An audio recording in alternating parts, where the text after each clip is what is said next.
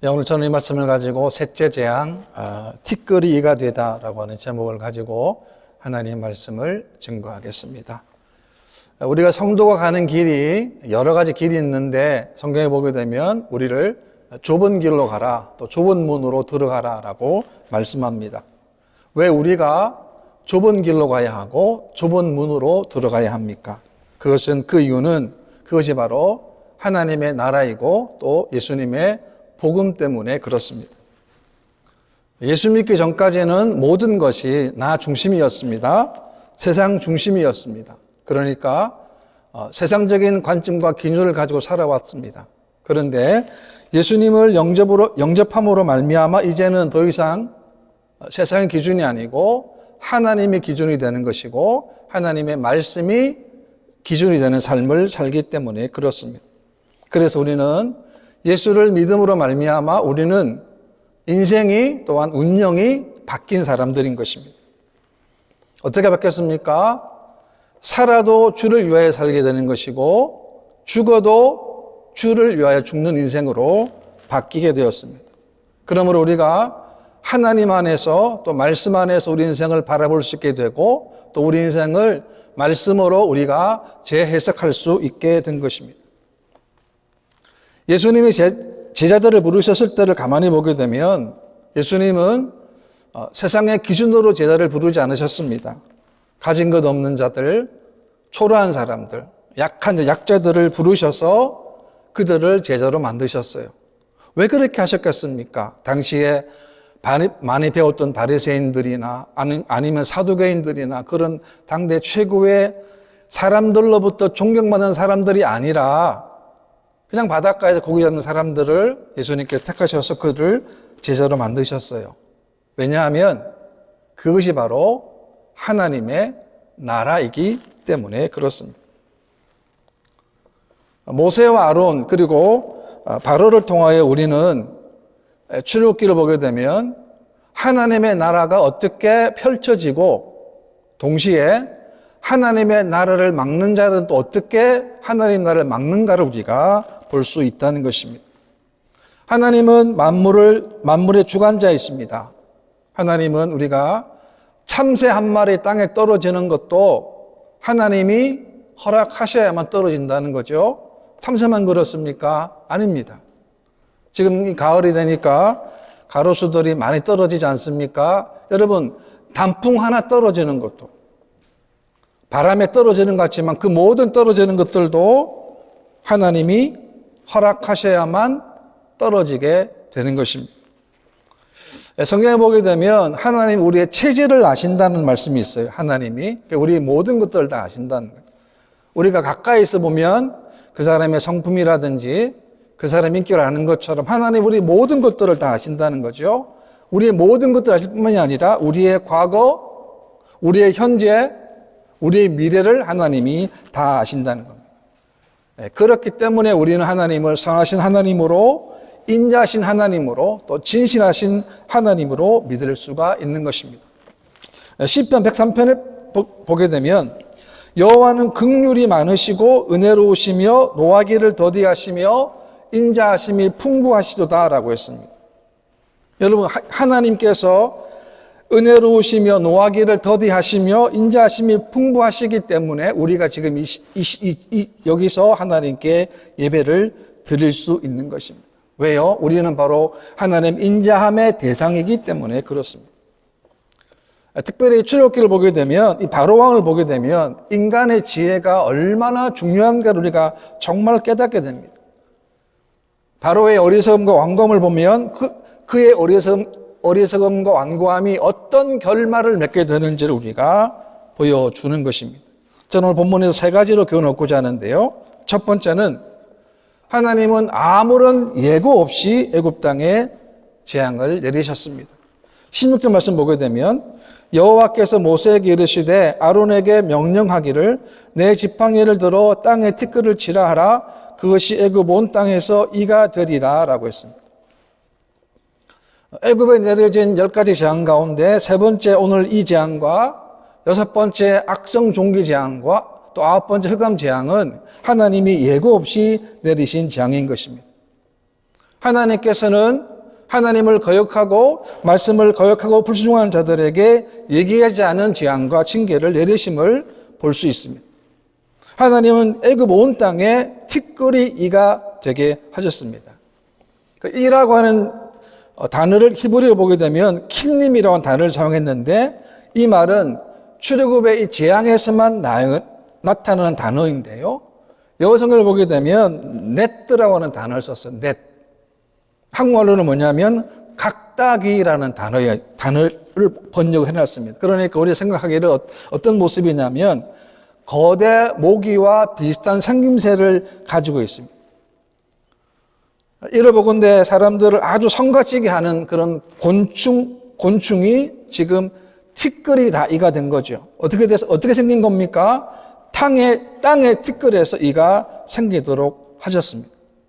여러분, 땅의 티끌이 얼마나 많습니까? 그 모든 땅의 티끌이 다 이가 됐다는 거죠. 그러니까 이가 애굽 온 땅에 가득했고 그것이 사람이나 짐승에게 올라왔다라고 하는 것입니다.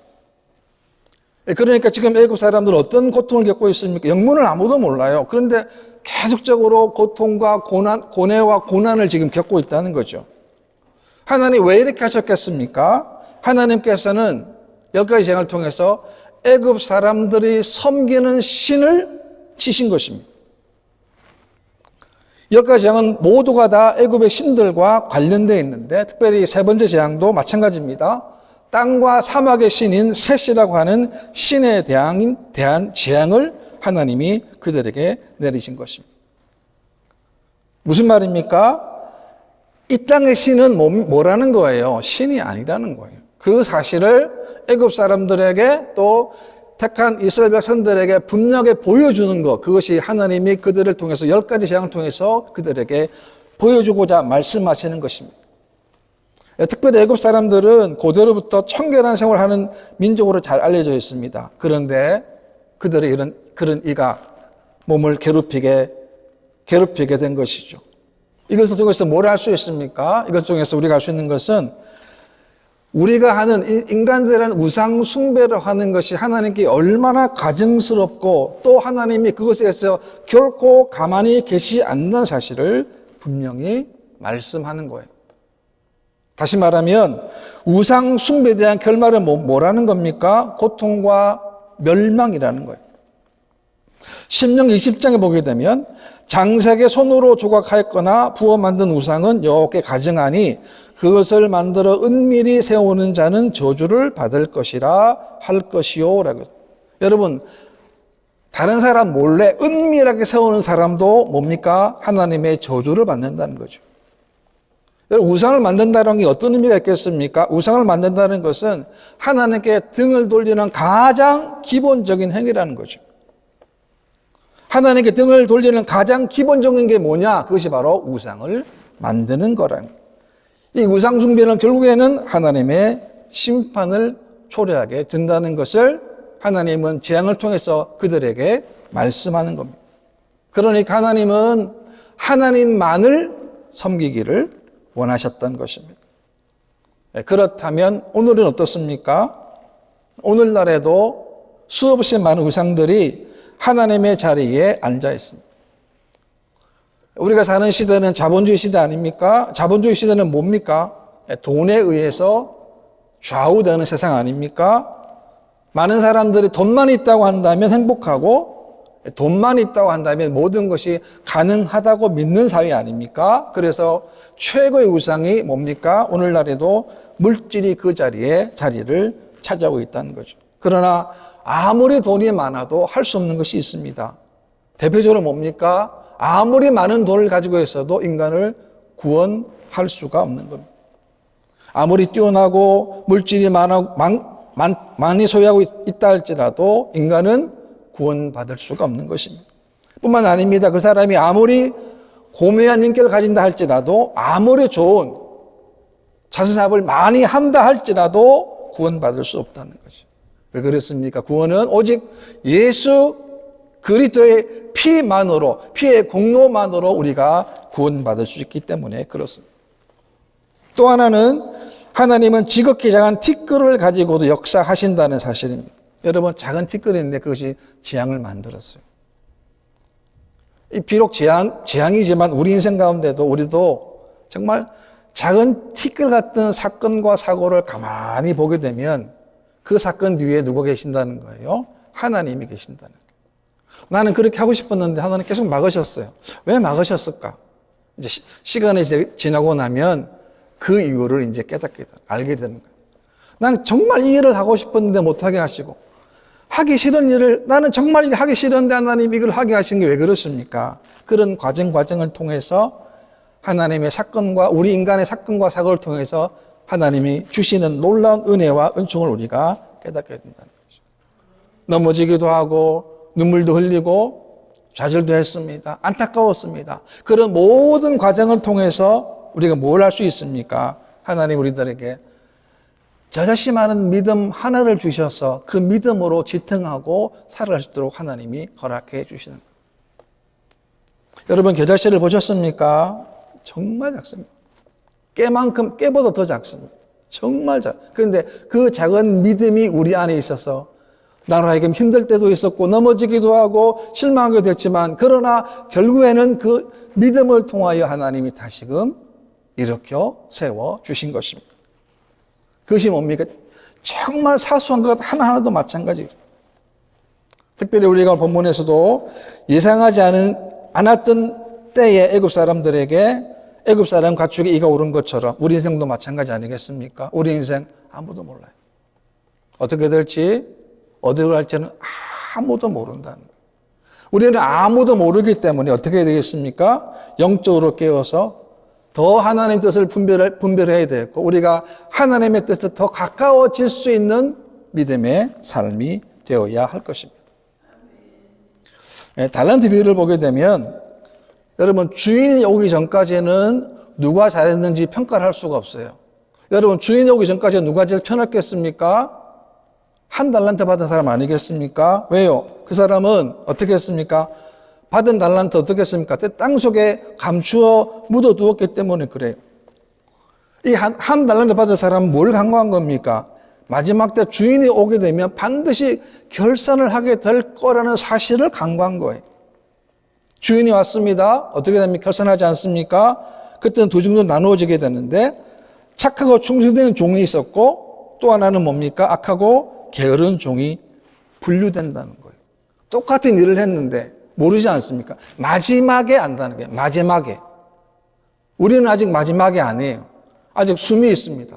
아직 우리가 할 수 있습니다. 힘이 있습니다. 주인이 아직 오지 않았습니다. 그래서 우리가 지금 시간이 마지막 때인 줄 알고 우리가 해야 할 하나님 주신 달란트를 열심으로 활용을 해야 하는 것입니다. 목소리도 마찬가지예요. 여러분 목소리 우리가 지금은 할 수 있지만 이제 나이가 들면 힘이 없어서 말도 못해요. 노래 못 부릅니다. 걷지도 못해요. 힘들어요. 누구나 다 가는 길이에요. 그렇기 때문에 우리는 지금 더 젊을 때 더 열심으로 하나님의 일 감당하는 여러분 되시기를 바랍니다. 그 다음에 두 번째는 요술사들도 흉내를 못 냈다는 겁니다. 18절인데요. 요술사들도 자기 요술로 그같이 행하여 이를 생기게 하려 하였으나 못하였고 이가 사람과 가축에게 생긴지라. 그러니까 첫 번째, 두 번째는 요술사들도 교묘한 속임수로 사람을 속였어요. 그런데 세 번째는 흉내를 못 낸 거예요. 뭘 말합니까? 하나님 되심을 볼 수 있다는 거죠.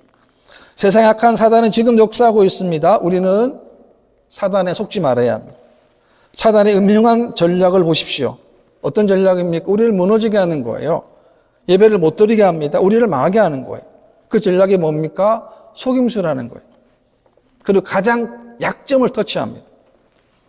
에덴 동산을 가만히 가보게 되면 아담과 하와가 속임수로 인해서 그들이 하나님이 금하신 선악과를 따먹도록 사단이 유혹했다는 거죠. 선악을 알게 하는 나무의 속을 먹지 말라는 겁니다. 여러분, 선악을 안다는 게 어떤 의미가 있겠습니까? 그건 전지하다는 거예요. 전지. 그리고 뭐라 그럽니까? 내 눈이 밝아져 하나님과 같이 되어 선악을 알 줄 안다고 꼬드긴 거예요. 그러니까 그 말을 듣고 보니까 나무가 그 말 들어보니까 먹음직도 하고 보암직도 하고 지혜롭게 할 만큼 탐스럽기도 하게 보인 거예요. 하와는 뭐가 꼽힌 겁니까? 자신이 하나님과 같이 된다는 말이 꼽힌 거예요. 여러분, 인간은 절대로 하나님 같이 될 수 없습니다. 우리는 피조물입니다. 우리는 연약하고 연약한 피조물입니다. 그 누가 말해도, 그 누가 유혹해도 우리는 우리 자신의 죄성을 우리가 깨달아야 하는 것입니다. 아담의 범죄는 결국에는 인류에게 어떻게 됩니까? 온 인류가, 전 세계가 사망이 오게 된 것입니다. 여러분, 이 사단은 또 누구한테 미혹합니까? 예수님한테도 미혹합니다. 신약성 마태복음 4장에 보게 되면 예수님께서 40일을 금식하고 줄이십니다. 인성을 가지신 예수님께서 줄였으니까 얼마나 힘드셨었겠습니까? 근데 마귀는 어떻게 심합니까? 이 돌이 떡이 되라는 거죠. 돌이 떡이 되라는 거죠. 이것은 뭡니까? 마귀가 예수님의 사역을 방해하려는 참으로 교묘한 함정이었어요. 근데 예수님은 어떻게 이기셨습니까? 말씀으로 마귀의 유혹을 물리치셨습니다. 마귀는 물러나지 않았습니다. 두 번째, 어떻게 합니까? 성전 꼭대기에서 시험을 합니다. 어떻게 시험합니까? 내가 만일 하나님의 아들이라면 뛰어내리라는 거예요. 네가 뛰어내려도 발이 돌에 부딪히지 않을 것이라고 유혹을 했습니다. 여러분, 시험받는 장소가 어디입니까? 성전이에요. 여러분, 성전조차도 시험의 장소 될 수 있다는 거예요. 무슨 말입니까? 우리가 교회도 마찬가지예요. 교회 안에서도 시험 받을 수 있다는 거예요. 여러분, 은혜를 자랑하고 말씀을 듣고 예배를 드리지만 교회가 자칫 유혹과 시험의 장소가 될 수도 있다는 것을 말씀하는 거예요. 세 번째는 뭡니까? 먼저 지극히 높은 산으로 데리고 와서 천하 만국과 그 영광을 보여주며 엎드려 경배하면 뭐라 그럽니까? 이 모든 것을 다 주겠다는 거예요. 이 무슨 의미가 있겠습니까? 이것은 만일 예수 당신이 나에게 절을 하게 되면 십자가를 지지 않아도 세상 나라를 얻을 수 있다는 것을 것으로 유혹한 겁니다. 그러니까 뭡니까? 예수님을 쉬운 길로 유혹한 거예요. 놀랍지 않습니까? 감히 마귀가 하나님의 아들 예수님을 시험하려고 했다는. 우리는 말할 것도 없습니다. 잠언 4장에 보게 되면 그래서 모든 지킬 만한 것 중에 더욱 내 마음을 지켜라. 생명의 근원이 이에서 남이니라는. 무슨 말입니까? 우리가 지킬 것이 참 많이 있습니다. 그런데 가장 중요한 것, 가장 힘쓸 게 뭐냐? 내 마음이라는 거예요. 여러분 마음이라는 거예요. 그 마음을 지키라는 거예요. 이 지키라는 말은 단순하게 소극적으로 악한 것을 피하라는 뜻이 아니라 악한 것과 담대하게 싸워 이기라는 그런 뜻이라는 거죠. 싸워 이겨야 우리 마음을 지킬 수 있다라고 하는 것입니다. 왜 그렇습니까? 생명의 근원이 우리 마음, 어떤 마음입니까? 지킨 마음에서 나오기 때문에 그렇습니다. 여러분, 지금도 사탄 마귀의 전략을 보십시오. 육신의 정욕, 안목의 정욕, 이생의 자랑으로 이런 것에 쉽사리 이끌리도록 하는 거예요. 여러분, 살면 살수록 세상은 더 화려하게 보이지 않습니까? 그래서 우리의 눈을 세상의 화려함에 관심을 두게 하고 우리의 마음을 빼앗아 버린다라고 하는 것입니다. 여러분, 우리가 마음 뺏기는 게 어떤 문제냐면 하나님과의 생명적인 교제를 끊어버리게 되는 거예요. 말씀을 안 봐도, 예배를 안 드려도, 기도를 안 드려도 아무 문제가 없는 거예요. 얼마나 무서운 일입니까?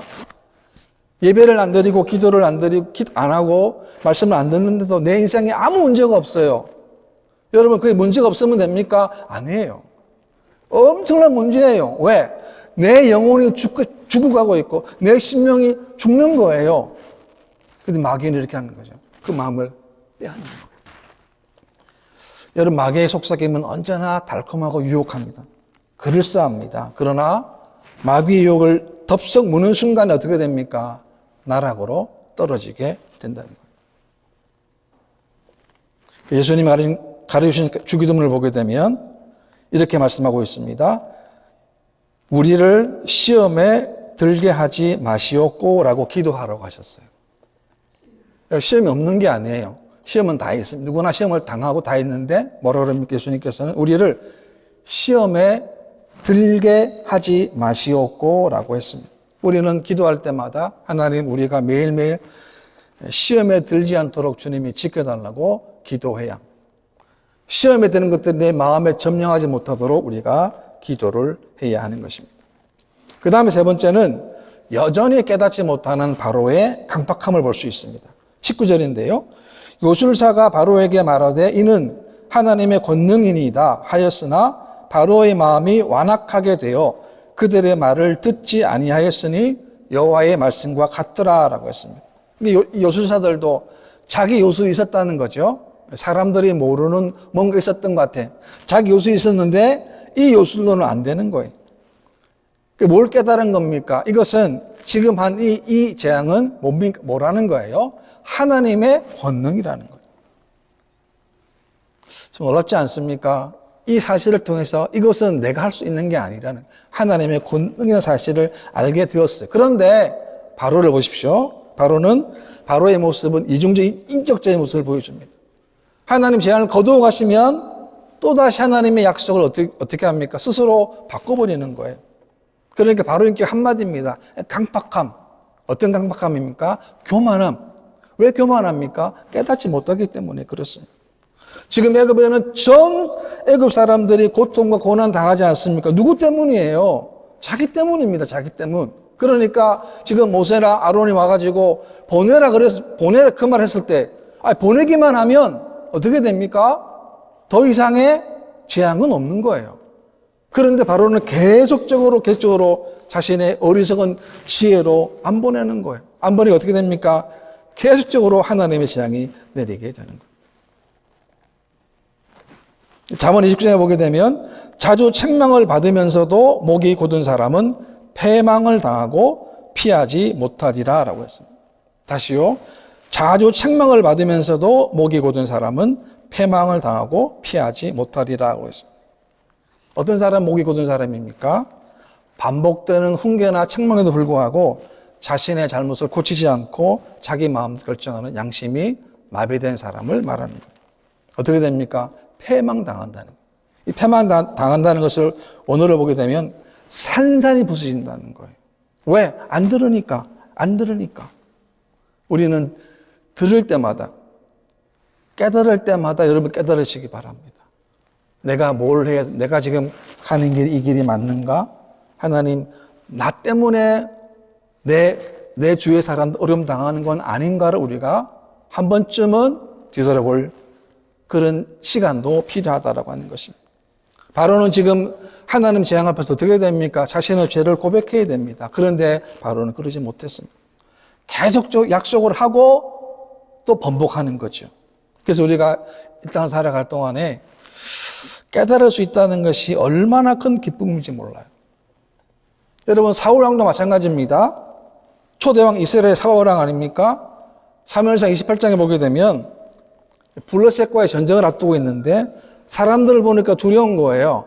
지금 당시로는 사무엘이 죽었습니다. 그러니까 물어볼 데가 없는 거예요. 사울 하나님 묻기는 묻습니다. 답이 없어요. 하나님께서는 꿈으로도 우림으로도 선지자로도 대답하지 않습니다. 그래서 어떻게 합니까? 사울이 어떻게 하죠? 그래서 사울이 신접한 여인을 찾아가는 거예요. 하나님의 사람이었습니다. 기름 부었잖아요. 하나님에 의해서 세움받은 사울 왕이 어떻게 됩니까? 나중에는 신접한 여인을 찾아가는 거예요. 그러니까 사울의 왕위를 가만히 보게 되면 끝없는 추락이에요. 끝없는 추락이에요. 왜 추락합니까? 깨닫지 못하겠다. 내가 이스라엘 왕이 됐다는 깨닫. 얼마나 귀한 일입니까? 내가 해야 할 일이 뭔가라는 이 사실을 깨닫지 못하기 때문에 나중에는 어떻게 됩니까? 전쟁을 했습니다. 어떻게 됩니까? 자신의 아들이었던 요나단, 아비나답, 말게수아가 죽습니다. 본인도 마찬가지예요. 화를 맞았습니다. 중상을 입게 되는데 자신의 무기 맡은 자에게 자신을 찌르려 하는 거예요. 그러나 무기 든 자가 두려워해서 행하지 않을 때 사울은 자신의 칼을 뽑아서 그 위에 엎드려 비참한 최후를 맞이하게 되었습니다. 뭘 말합니까? 사울에게 부족했던 게 뭘까요? 자신을 성찰하는 시간이 없다는 거예요. 자기를 뒤돌아보는 시간이 없었다는 거죠. 하나님과의 관계를 생각할 수 있는 시간이 없었다는 거죠. 그래서 우리가 주일마다 예배 드리는 것이 얼마나 귀한 일인지 모릅니다. 왜? 혹시 잘못된 길을 가면 그 길을 다시금 돌아와야 될 시간을 우리가 적어도 예배 시간에 가질 수 있기 때문에 그렇습니다. 여러분, 신앙 깊이란 게 뭡니까? 내가 깊다는 게 뭘까요? 그걸 잘 깨닫는 거예요. 하나님의 사랑이 얼마나 깊은가. 오늘 이 시대에 수많은 사람이 예수 믿지만 수많은 사람이 구원의 감격을 다 잃어버렸어요. 예배를 드려도 예배 그냥 행사로 예배로 모이는 거예요. 내 드림에, 내 헌신에 하나님 앞에 드리는 헌신과 정말 결단이 없이 예배에 참석하는 오늘 이 시대에 얼마나 많습니까?